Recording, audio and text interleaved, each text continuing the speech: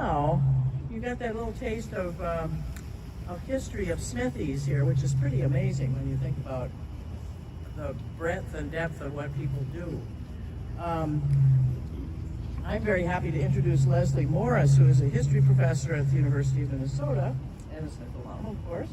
And she's going to introduce our faculty guest, and who's going to talk with us about Smith history. So, Leslie Morris. Thank you, Kate. Well, I want to begin by quoting one more line from Sarah Willey's email to us about our speaker, about which I completely concur. She also noted in being thrilled that Darcy Buerkle was coming today because Darcy is, in Sarah Willey's words, one of the foremost scholars at the college and also a campus leader. Among other things, Darcy did serve on the committee that brought Sarah Willey Le Breton to Smith, so we have Darcy in part to thank for this wonderful new president we have. So it really is a great pleasure for me to introduce my colleague and most of all my friend, Darcy Buerkle, Professor of History at Smith, as we gather today to celebrate the third volume of the Minnesota Smith Club's Oral History Project. When we decided to do this book launch, I immediately thought of Darcy as the person to bring from Northampton to speak with us. Not in part because of the many years she has spent thinking about women's history, the archive, and oral history, but even more so because of her deep engagement with the history of Smith College. I think that Darcy spends as much time above ground in her office in Seeley Hall as she does buried deep in the Sophia Smith archives, where she continues to uncover remarkable stories that link Smith and Minnesota. And we'll be hearing a bit more about this later today. Darcy is a leading figure not only in the field of German history, but also film and media studies, Jewish studies, gender and sexuality studies, and also Holocaust studies. She's the author of a number of important publications, from her path-breaking book on Charlotte Salomon to a recent essay on Fred Zinnemann's film A Nun's Story, that appeared in a special issue of the journal Gender and History, edited by Smith alumna and University of Minnesota professor Siobhan Craig, who is also here today. She has written widely on a range of topics, which you can read about in her website. I'm not going to go into all of them, but what I want to underscore today is how Darcy enacts the ethics of doing historical work in her scholarship and in her work with students, both in, but even more importantly, beyond the classroom. I've never had the experience of seeing Darcy in a classroom in Seeley Hall or in Wright Hall, although the magic of her teaching was conveyed to me by one of her former Smith students who became my graduate student here at the U. But we've been in seminars and workshops together where Darcy's contributions to the discussion are always interesting, exciting, and often startling. Darcy brings this startling quality to her readings of texts, films, and images, but she is most of all a reader of lives, in particular the lives of women and marginal figures, marginal either because of ethnicity, gender, and/or sexuality. In uncovering and unconcealing the historical and archival layers of these lives, Darcy draws her reader to the absence, the ellipsis, to that which lies below the surface and is unspoken. So I'm excited to have Darcy here today with us to share her thoughts about the third volume of the Minnesota Smith Club's Oral History, and to hear what new connections she has uncovered between Smith and Minnesota. So please join me in welcoming Darcy to Minneapolis.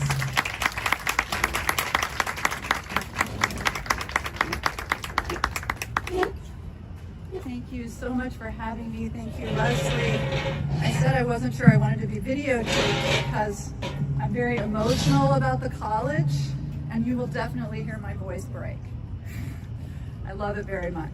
Very happy to be here. So, can you hear me?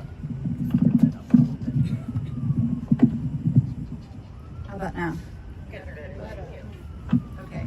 If you have any trouble, as I say to my students, please stop me. Stop me. Okay. All right, so I was just saying I was a little nervous about being videotaped because I'm very emotional about Smith College. I love it very much, and I'm so happy and honored to be here with you. I'm sorry I couldn't leave my sunglasses on. That is not because of the tears. That is because it is so sunny, which I was not expecting. So this is really a rare and precious opportunity for me. I don't usually get to talk to alums in this sort of context, and I'm excited to tell you about my work with students, especially in Smith Special Collections.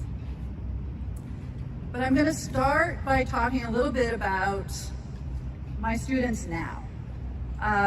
Just a few lines about them. I think that my students now may have more in common with the women in the first volume than the women in the most recent volume. And I say that because oh, you're very sweet. I'm doing everything. This is all I can handle. Like the mic, this. Thank you though. Thank you. I used to feel when I would enter my classroom to tell them about the violence of the modern period in Europe, which is what I am obligated both by contract, intellectual commitment, and ethics to share with them, that I was breaking something. I always felt that. I felt like I'm about to tell them something I wish I didn't have to tell them about the truth of the past. I would feel it as I crossed into the classroom, but I no longer feel that way. I no longer feel that I'm breaking anything because it's just not true anymore. It's not true for my students, class of 24, 20, 25, 26, 27. It's not true because they're coming of age at a moment when the stakes for our democracy are so unmistakably high, and they're very aware of that. I no longer have students who do not vote. That is the thing I would like to tell you. Definitely not. But I do have students who have been subject to the Supreme Court's rolling back of their reproductive rights. I have students who live with the threat of gun violence every day in their high schools before they come to Smith. I have students who live with the facts of white supremacy and its defining impact on the history of this country and with the planet and all that is happening and all the ways the planet is showing us that it is at odds with our consumption. So when I hear people talk about the oversensitivity of young people, I don't quite get it, actually. Because I've watched in my Smith classroom not innocence disappear, there's plenty of that, but a certain kind of hope has receded, and for good reason. I've watched my students go from primarily dutiful readers who always do their homework, seeking method and insight, to people who are still dutiful readers who always do their homework. It is a complete pleasure to enter a Smith classroom in that way. I never worry. People will not have read or be ready. But they are also apoplectic over what they wager is their elders' ineptitude, and also particularly shaken in the last years by the realization of what their mothers and grandmothers carry. So your volume and the past matters differently to them now. I'm really grateful to you. They ignore the past less, for one thing. It's less nostalgia and more about warning, more a guide to resilience, less vague and more blueprint. That's why your volume has such critical resonance in my world. The stories of alums, women's stories, already matter to my students. For perspective, as I've just said, they're the class of 24, 25, 26, and 27. But stories of creativity and joy are critical medicine for them now. And that's one thing I really love about this volume too, the way that Smith first year students come to my office all the time and they've color-coded their future and they actually believe that's how it's all gonna go. And your volume is so beautiful in showing that that's actually not how it goes, and it is also a gorgeous ride. It can be very, very powerful. So I'm grateful for that too, and I know they will be.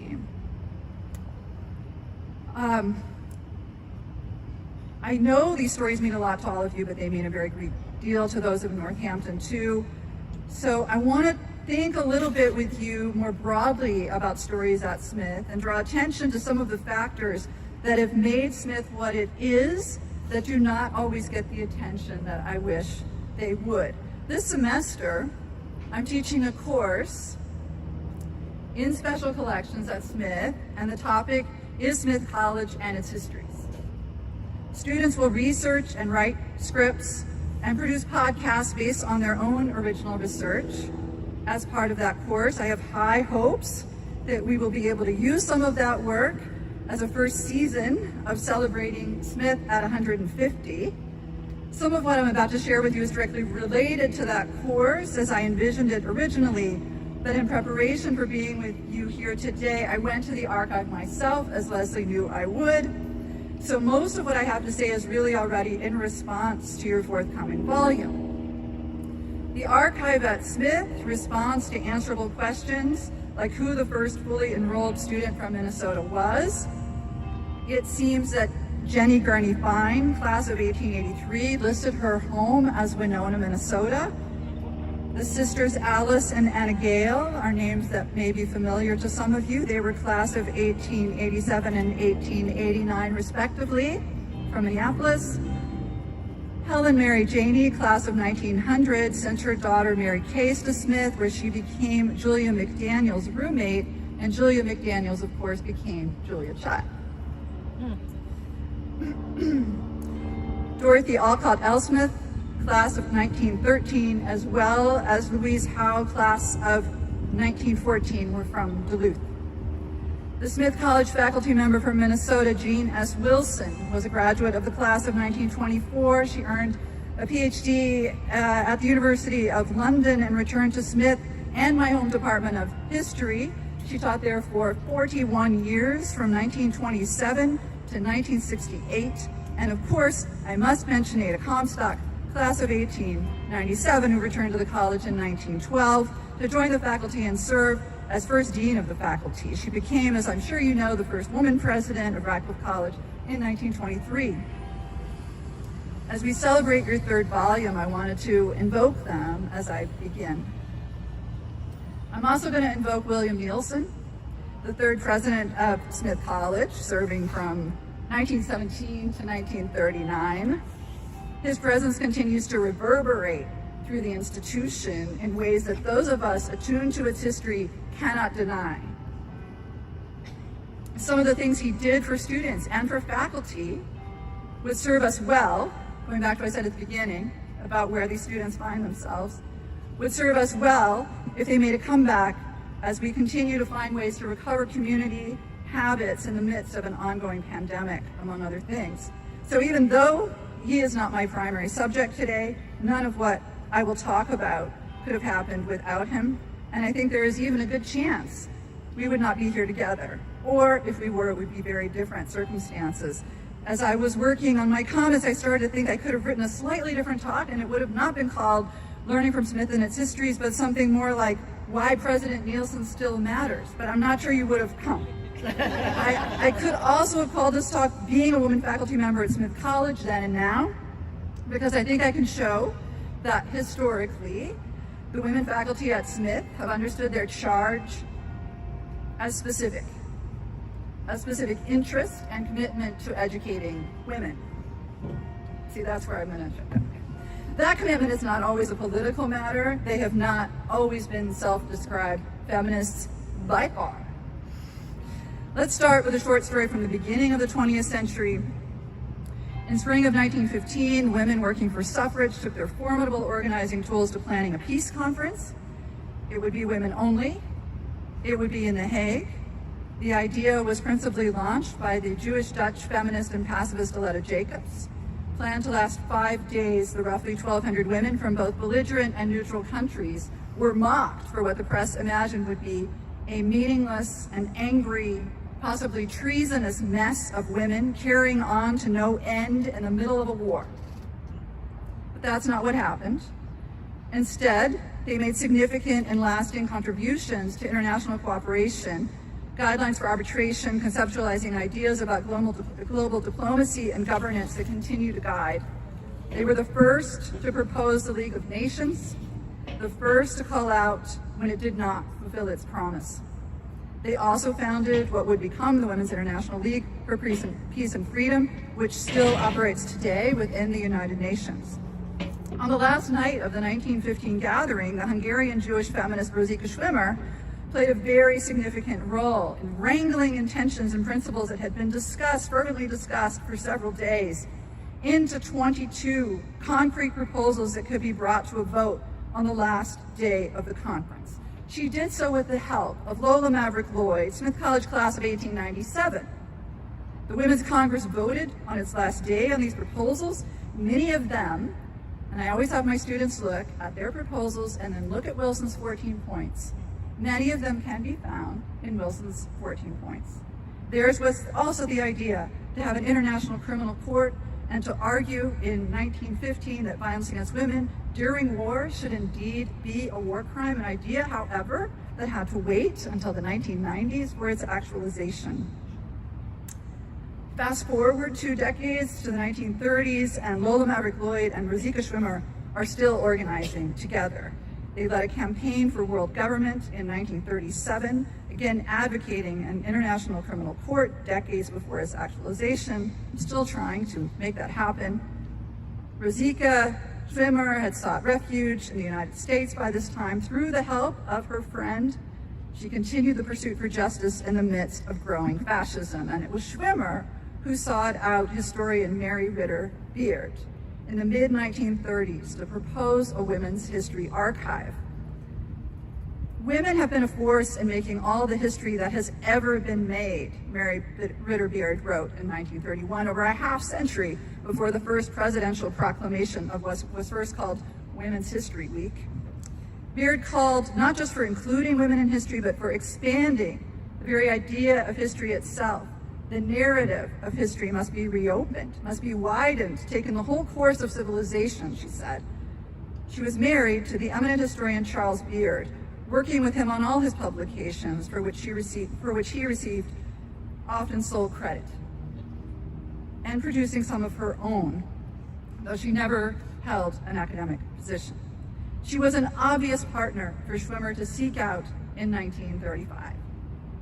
Schwimmer had had this idea for a women's history archive at a moment when libraries and archives were being burned in Europe, and while what has been called an archival revolution in the United States was happening from the mid-20s to the mid-1930s. Beard and Schwimmer called the project Women's World Archive. In their pamphlets, they deemed the newly organized National Archives in Washington, D.C. a place that specialized in, quote, men's materials and ignored the broad history of women, end quote. Still, the prospect of having everything under one roof appealed to them very much. They imagined, as they said, a women's history archive that would be to the study of women's history what Washington's Folger Library was to the study of Shakespeare and Elizabethan English. There has been no systematic effort, they wrote, to get the story of women together in any archive. Men preside over most libraries. They naturally think of manuscripts in terms of men. In view of these conditions, the need of a special library for women's papers seems very convincing, end quote.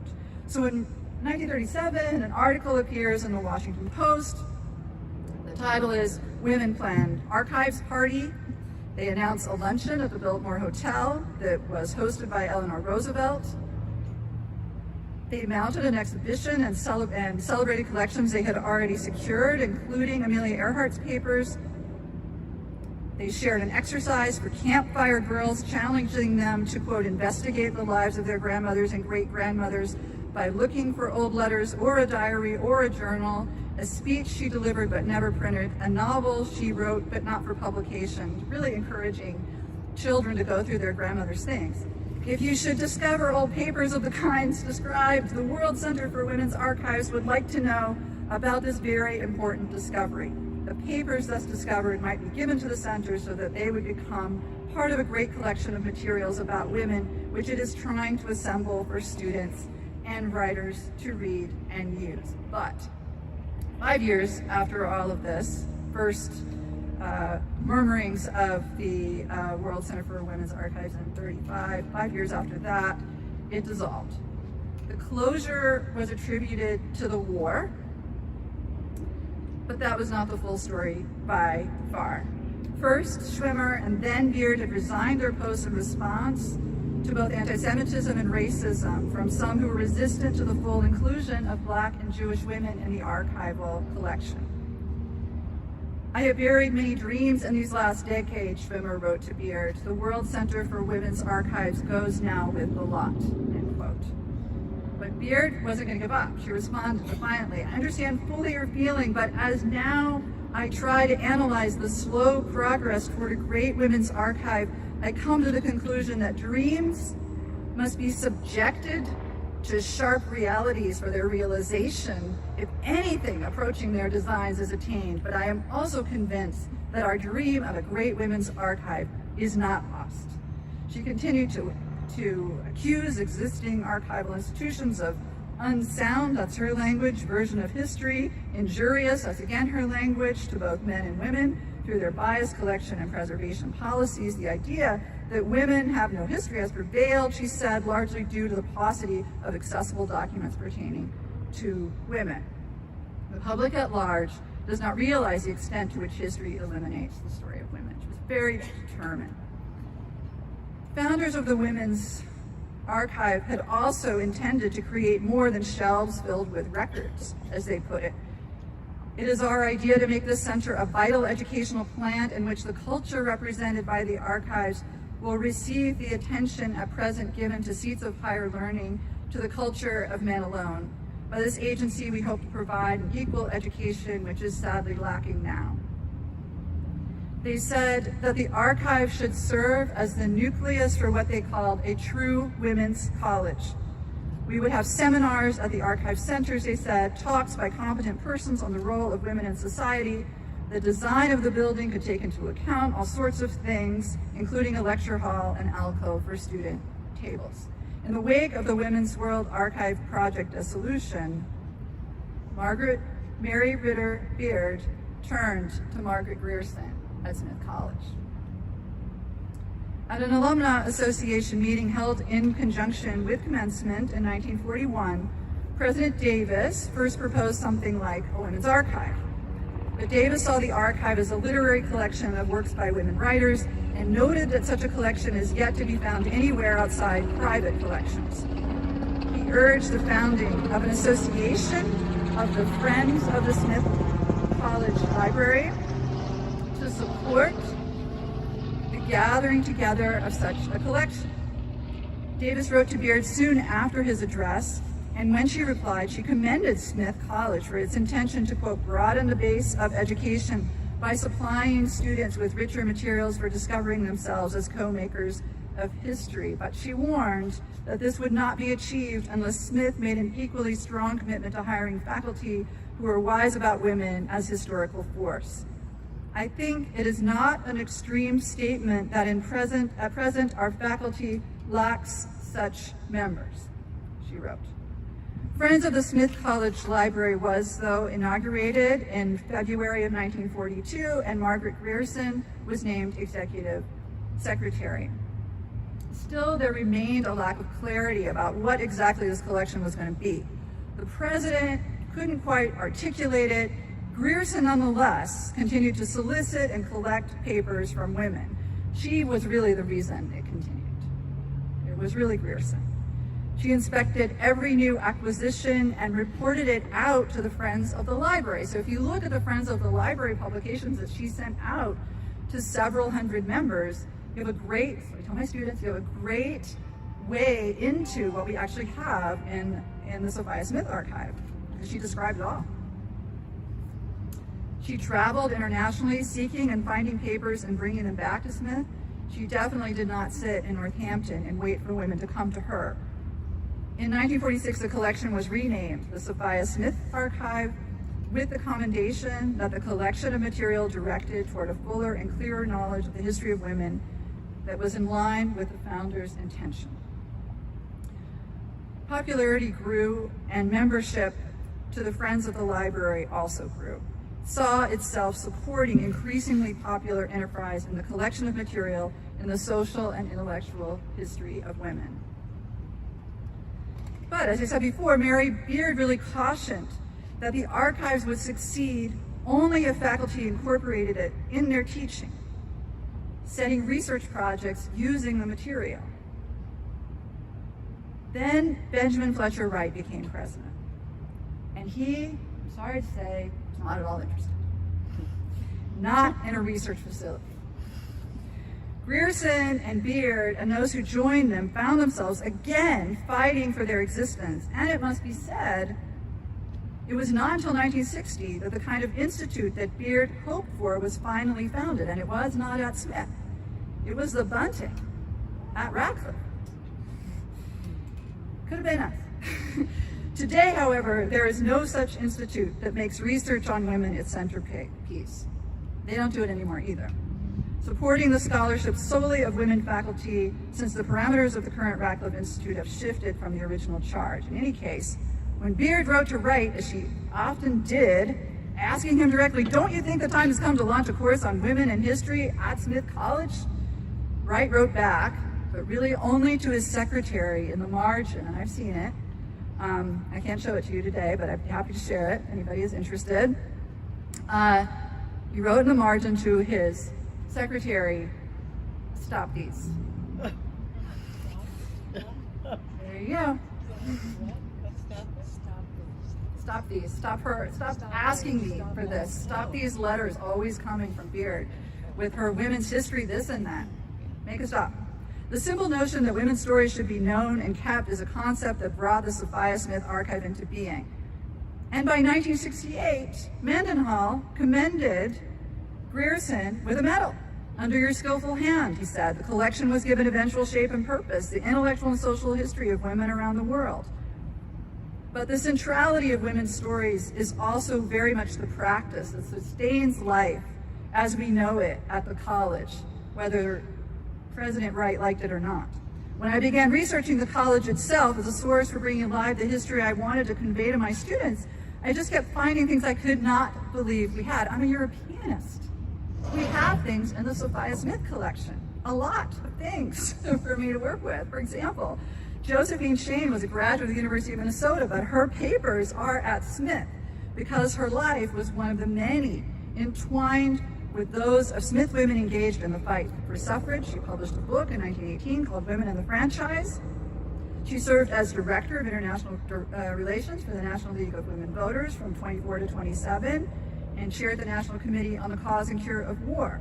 Smith women were also involved in all of these efforts with her. It is not really possible to find absolutely nothing about significant figures in women's history, and often you find more than that in the collection we have on campus. But I want to elaborate a bit more on Grierson, the savior of this collection, the cultivator of this collection, who she was and what enabled and drove her. So I want to turn back again to Smith at an earlier point, Nielsen. Grierson was born in Denver, Colorado. She was herself a 1922 graduate of the college, and she had returned to Smith in 1930, as many did, especially in those first decades, to teach. She studied at the University of London in the mid-1920s, as I said, completed her PhD in philosophy at Bryn Mawr in 1930. It was President Nielsen who offered her the job. As I have already shown, her efforts on behalf of the archive were unparalleled, a fact underlined by the papers she left to the college archive, in which her correspondence traces its own version of that history. I say its own version because much of the correspondence is shaped by her commitment to making sure to never endanger the collection. And this, my friends, is the line especially women faculty who love Smith College have had to walk forever. The archive shows this undeniably.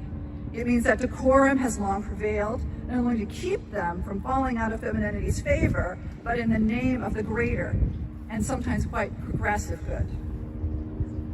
In Grierson's case, it means she was extremely careful in her speech and comportment, and these actions were entirely conscious and a means to her end, which was creating a collection that would soon support the study and documentation of women's history. She was never public about the difficulties she had in keeping the dream of Women's History Archive afloat. And what I just told you about, she never said it publicly. I had to go look for it.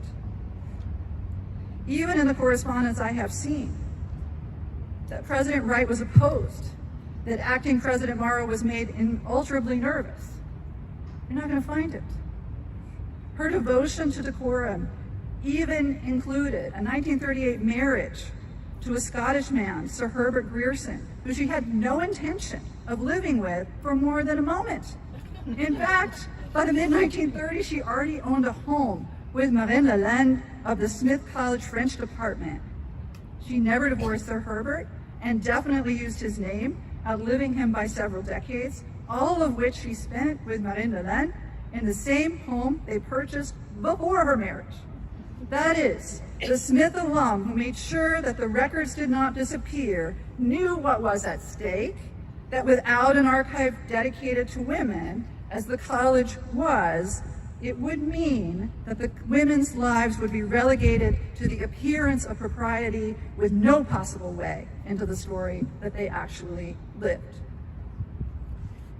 In early 1926, the Minnesotan Marguerite Wells, class of 1895, chair of the Alumni Association, and Ruth Phelps, class of 1899 at Smith, and faculty at the University of Minnesota in the Romance Language Department, wrote to the beloved President Nielsen on behalf of the soon-to-be beloved and eventually enormously successful Mary Ellen Chase, whose words appear on the first page of all 3 of your volumes. Wouldn't you consider her for a position, they wondered. President Nielsen offered her the job on their recommendation. That's how she came to Smith, promising that, unlike at the university at the time, she would not be barred from advancement. Chase replied in the affirmative in February 1926 with a further request. I'm particularly interested in women here who, very unusual though they may be, reach a stone wall in such a department as ours where there are relatively few professorships and only instructorships for women.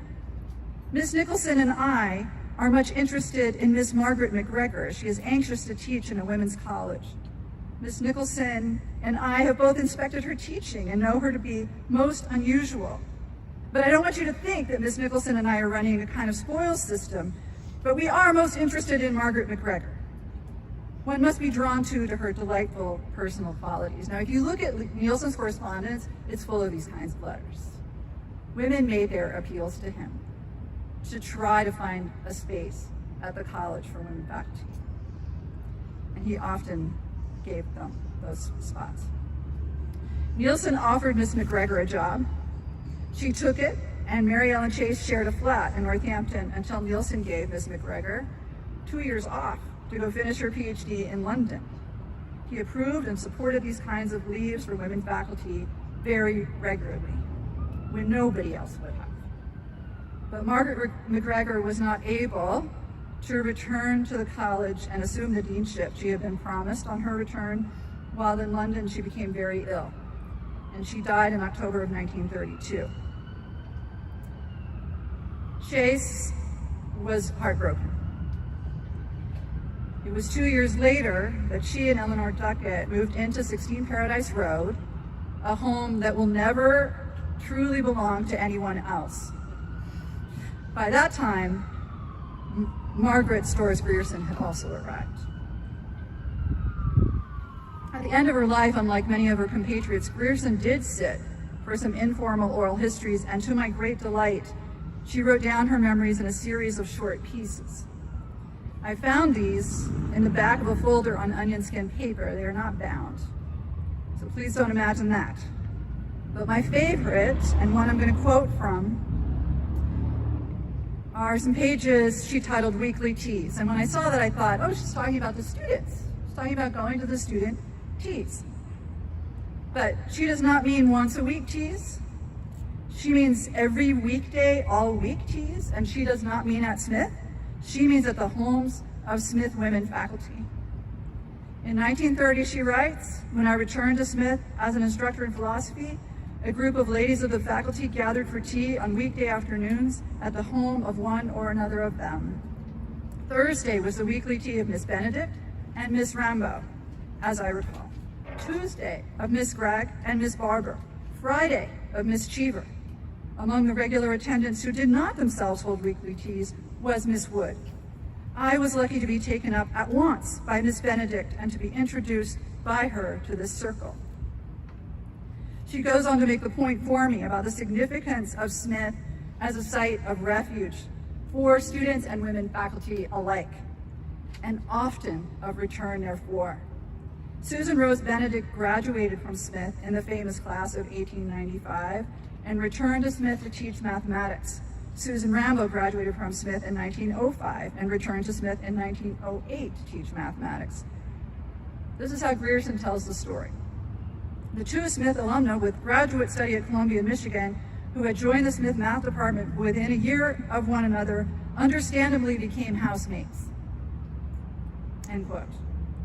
Well, if by that she means that they became homeowners 10 years later in 1918 when the two women bought a house together in which they lived until Susan Rose Benedict's death in 1942, 30 years. In 1945, Miss Rambo gave the house to Smith with the proceeds of its sale designated for scholarships. She died in January 1977 at the age of 93. Their legacy to devotion to the college, which for them, as for many of us, is the same thing as saying their legacy is devotion to students, to women's intellectual lives, was at the center of their whole existence. Their papers tell that story, and they tell only that story. There's no oral history of Professor Rambo. There's no oral history of Professor Benedict. It is just their devotion that I want to mark as the continuity that I know and that I was invoking at the beginning of this talk when I was talking about entering my classroom. This is the historical context for that. An institution that specifically enabled intellectual life of women on the faculty, not just the students, as well as its students. And President Nielsen celebrated the contributions of his women faculty, making sure they were supported throughout. Now, I just said that Professors Rambo and Benedict didn't leave oral histories, and I want to tell you that Mary Ritter Beard didn't either. In fact, Mary Ritter Beard burned her papers. But there are other oral histories at Smith, of course. The Special Collections houses the Voices of Feminism oral histories, the alumna oral history interviews from reunions and commencement, the Documenting Lesbian Lives collection, and the related Old Lesbian History Oral History Project that started interviewing women over 70 in the 1990s. We have a Women of Rock oral history collection. When COVID began and all of my students lost their internships for the summer, my colleague Kelly Anderson and I mounted an oral history project to train students to interview and archive interviews with oral histories with women about their experiences with the pandemic after the first few months. They produced several dozen oral histories with women interviewees about the pandemic in the first COVID summer, 2020. While oral history is beloved at Smith, even though it has not enjoyed particular institutional support outside the devotion of its fans and faculty that enable that devotion, it has not always been thus. We also have the transcripts of a multi-year oral history project in the 1970s funded by the NEH to document and celebrate Smith's 100th year. Jacqueline Van Boris organized that project that began while some of the participants in this volume were still on campus, which makes me wonder, of course, whether an interest or a seed was planted to do your extraordinary project that perhaps you do not even recall. I decided to cross-check the inventory for women from Minnesota in that collection from the 1970s. And as some of you may know, there is one name among those transcripts from 50 years ago that also appears in, I believe, your volume 1, and that is Ann Hull. I read it while researching this talk and found the way she just remembered herself as a young woman extremely moving, especially when read alongside the piece you've published about her. In the 1970s interviews, there were direct questions specifically about student experience. The point of those interviews was largely to tell the story about the history of experiences at Smith, primarily from the perspective of alums. There was a big conversation at that time about coeducation, and there was an attempt to kind of try to say, this is what makes Smith special. That was what part of that project was about.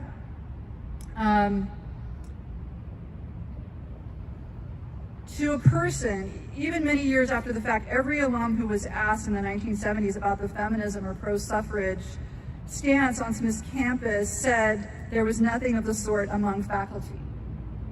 but that's absolutely not the case. And this goes back to the point that I was making about Grierson.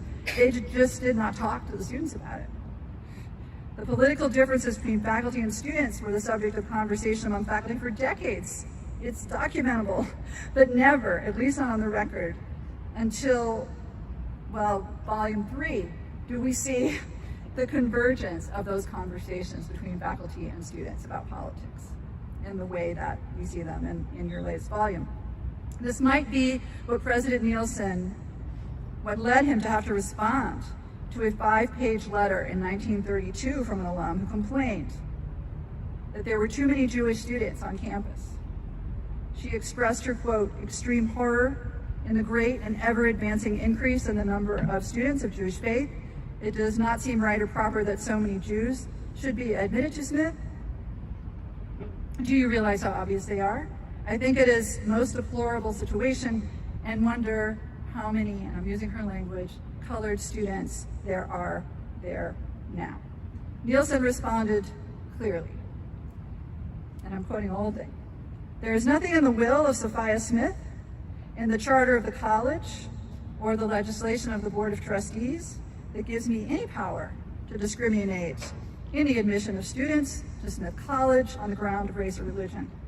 On the contrary, the board has been explicitly opposed to allowing race prejudice to influence the selection of students who are most likely to benefit from what the college has to offer.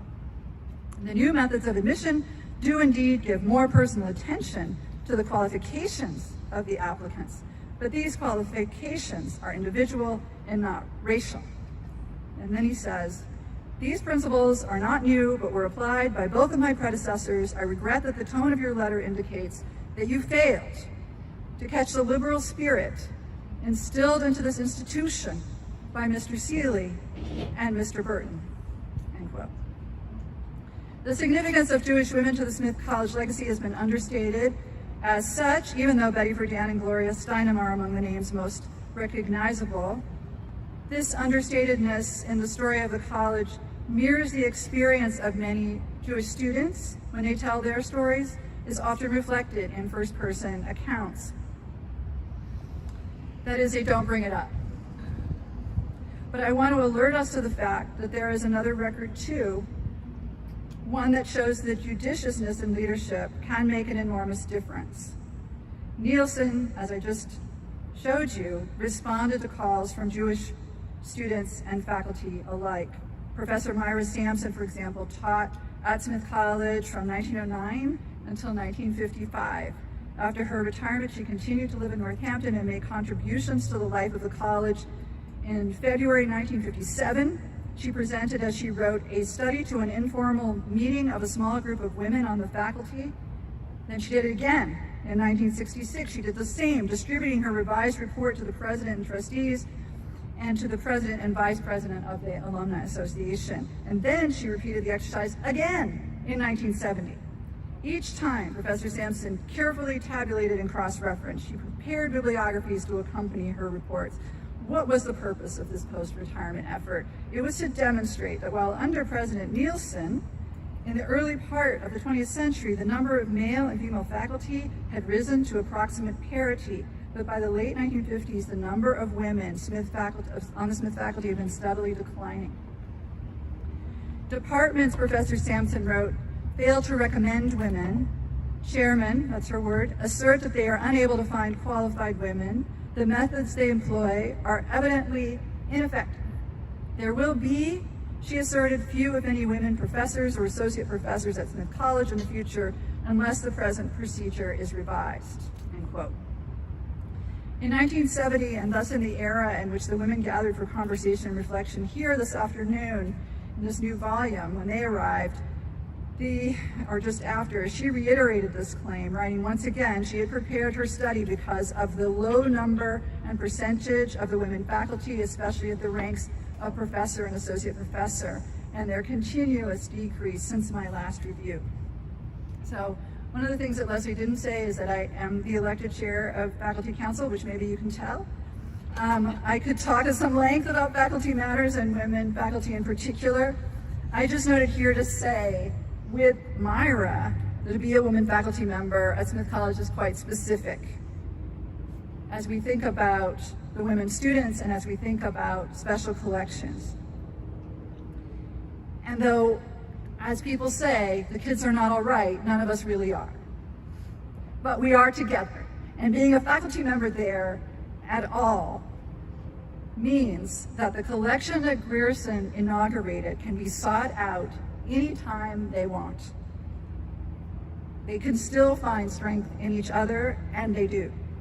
They can still tease out the complicated legacy that is Smith College and love it for the specificity of its mission. And one thing that I try to say to my students before they graduate, because I think it when I sit up there and I watch them all walk across, I think, you don't even know what you've just done. You will never be alone ever unless you really, really want to be. There will never be a time when there isn't somebody you can call who will help you think through a hard thing or help you figure out a beautiful thing. That will always be true. Thank you all.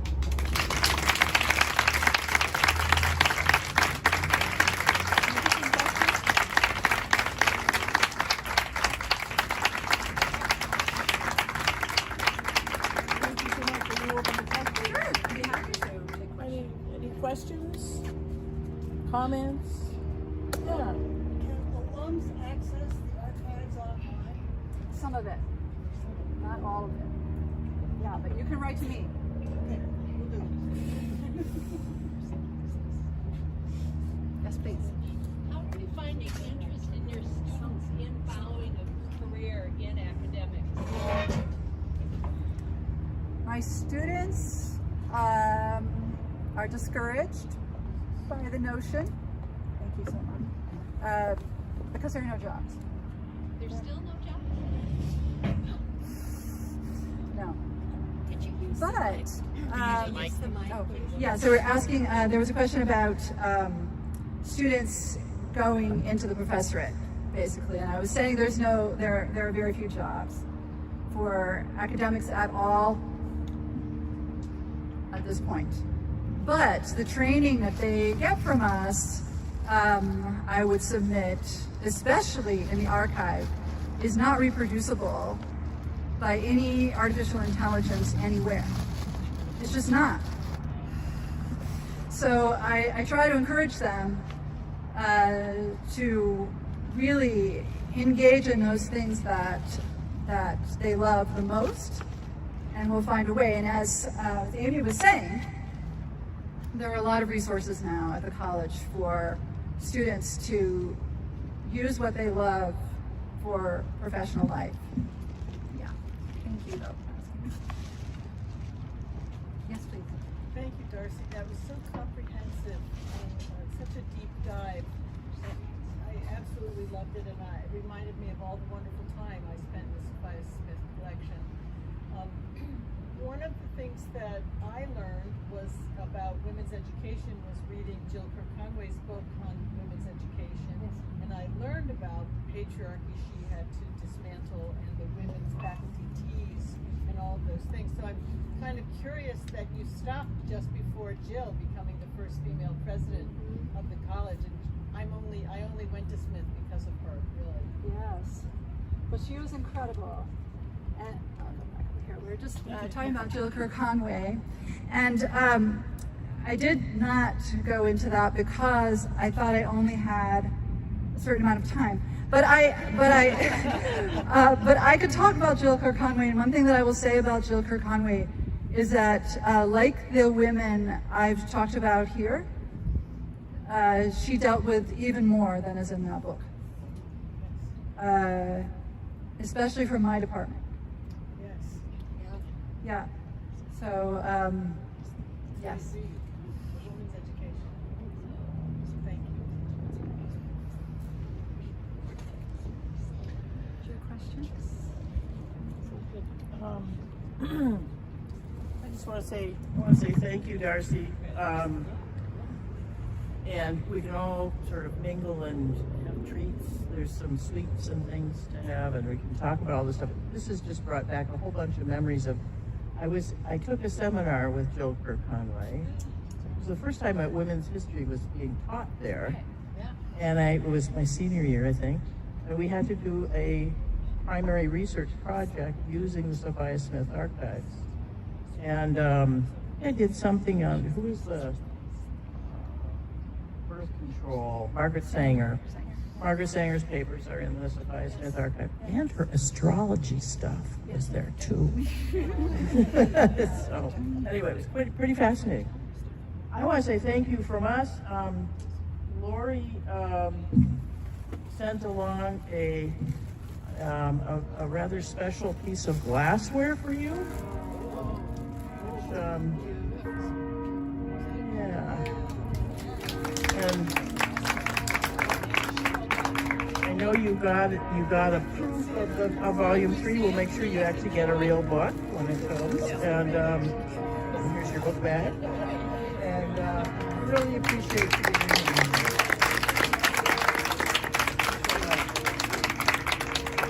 So it's coming. It really is coming. So we're gonna call this program finished. The bells.